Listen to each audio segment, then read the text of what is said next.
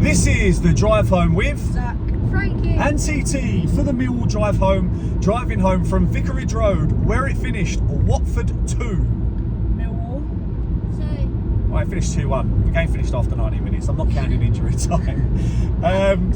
To be fair, if you'd have asked nearly any Millwall fan if they'd have taken a point before the game, we most certainly would. Watford, the same way Blackburn are our bogey team, we must be Watford's bogey team, because they don't seem to get a decent result against us. They'd have been expected to get all 3 points today off the back of two 1-0 wins. They had 2 1-0 wins, and then we decided just to make it a little bit easier for them and give them a goal right in the first 4 minutes. Literally gift them a goal. But even then, they still couldn't beat us. If you don't mind, stick a like on the video and put your comments in below. And if you're not subscribed to the Millwall Drive Home, get yourself subscribed. We want to get to 3,000. We are very close. So can you get us up to 3,000 subscribers? It was a bit of a ding-dong championship battle today.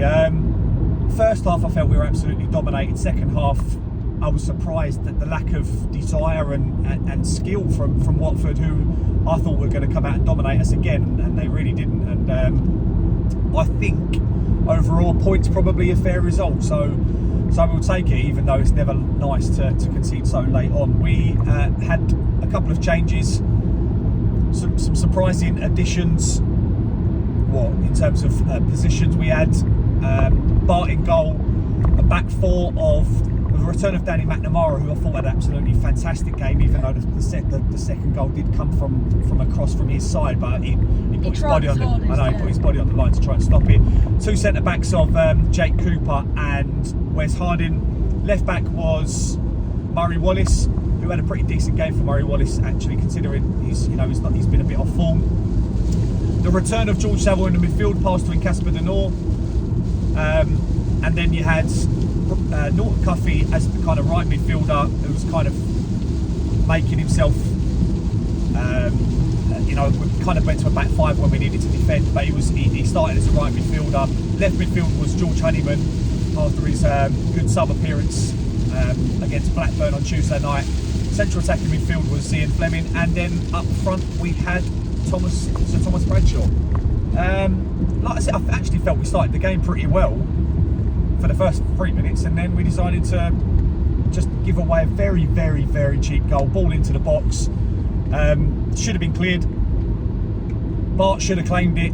Doesn't. It pushes it ball into the box. It was like a kind of shot type thing at Bart. Yeah, but it was a corner first that started it, and then it came back into the box. Then it was a shot at Bart. Bart should have claimed it. He didn't claim it. He then, Jake Cooper's like telling Bart to come and get it. He doesn't, so he panics the clearance, and it just bounces off the roly-poly Esprilla, who I think that was the only time he was on his feet for the whole entire game. So he done well to. He didn't even use his feet to score. Let the ball hit him and go into the back of the net, and obviously that makes it 1-0 to Watford, and it was an uphill battle from then on. But I felt we created a couple of chances which we haven't been doing recently. The goal comes from a set piece, corner into the box that originally gets cleared. Some good work. Danny McNamara, I think, gets it to Casper De Noor. De Noor puts a good ball in. He gets flicked on by, I think, was it Thomas Bradshaw? So Tom Bradshaw flicks it on, and Ian Fleming's arriving at the back post to just nod it in, send the away fans into centre. Yeah, great header. Sends the away fans into absolute raptures. It was a great away to be part of today. You really notice how good he is when he's sitting near the top. It's so crazy, the difference from the bottom to the top. It is. Plenty of Mill fans, everyone, quite a few come to say hello. It was, like I said, it was a really good away stand. Some great singing for the majority of the game. Unfortunately, after the first goal, our goal to make it 1-1, it was all Watford, and we were just sitting deeper and deeper and deeper. And that, again, they had the balls out wide. Like I said, Danny Mac didn't get beat one-on-one virtually the entire game. He's got to be happy with his performance. Likewise, Murray Wallace at left back. But chances were created. One did come down our right side. Some great interplay by Watford, which they've done at times in the first half. They put the lad in the corner of the box who tries to bend the ball into the top right-hand corner and misses the target. Just misses the target. For all of their great play, other than what I'm about to say now, Bart makes an absolutely unbelievable save. it kind of makes up for his, well, doesn't make up for it, but it certainly gives you a little bit of gets him a bit of retribution after the shocking goal he conceded. But it was again another ball into the box. It should have been cleared. It didn't clear. Drops to a Watford player 5 yards out, and he's just smashed it at goal. And somehow Barter's reactions. Yeah, the save was absolutely top quality, and he's pushed it wide. A really strong hand as well, because it was a lot of power. It was just like cat-like to save it, and that kept it 1-1 at half time. And then, like I said, it felt like it was only a matter of time before Watford were going to score in the first half. Second half, it didn't really pan out that way. I felt that we had a lot more possession than we did. It would be interesting, because we looked at half time, it was 74% possession for Watford. I bet it didn't finish like that, because it felt like we had a lot more possession in the second half. We just looked more calm on the ball. Yeah, we did. What you were saying at the start of the half about can we string 2 or 3 passes together, and we struggled for the first 5-10 minutes. But as the half went on, we started to build play. We started to be able to pass the ball around. You know, George Saville in the midfield and Denor was starting to take a bit of a grip of the game and started to pass the ball around. And it meant that we were in the game for long periods. And all right, the goals come from a corner. George Saville takes the corner. Was it corner or yeah. Was it a free kick? I think it was a free kick. Was it a free kick? Yeah, it was more just outside the box. Bit further back.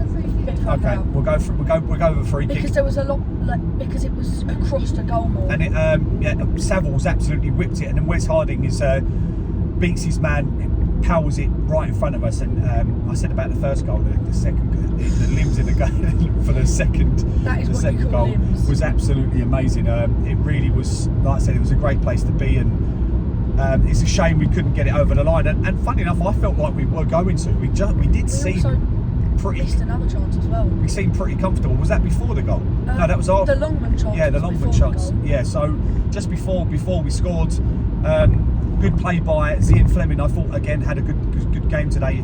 He got booked and still put himself about. Yeah, we needed to be careful, especially with Keith Stroud as referee.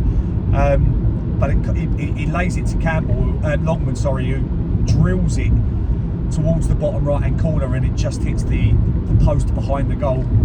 We also had one more chance just after the goal as well, where there's a ball Cooper headers it up. It's cleared off the line, weren't it? Yeah, I think he got onto it. Yeah, it was cleared off the line. Cooper headers it up, and the keeper's in no man's land. And I think Harding had a better opportunity on, but Cooper takes it, and it looks like it's going in the whole way. And then I think the defender just gets a little nod and hits it onto the bar. And it still falls to Fleming, who then drills it wide. So we could have made it 3-1. And like I said, I felt that we were the better team in the second half. But we sat back a little bit in injury time, as you kind of expect. And it's good play. He's played it out to the left. It's a fantastic ball in. Like I said, Danny McNamara's putting his body on the line. He just doesn't get it. And their big number 9 Rakovic. The biggest disappointment will be defensively. He's completely unmarked, which cannot happen. You know, you can't allow that to happen. And we've allowed it to happen. He's nodded it to make it 2-2. And then the game's seen out. I would say that too many Watford players were, very histrionic today. A lot of, diving. Yeah, when he's diving, there's no getting around it. Embellishing stuff and making it. I don't think they went down once and just bounced back up. Every single time they went down, they had to stay down. They had to roll around, and it was a little bit tiresome. Yeah, it was annoying. You're right, Frank. It was tiresome to watch. But like I said at the start, if you'd have said give you a point at the start of the game, I probably would have taken it. We've got a massive game now.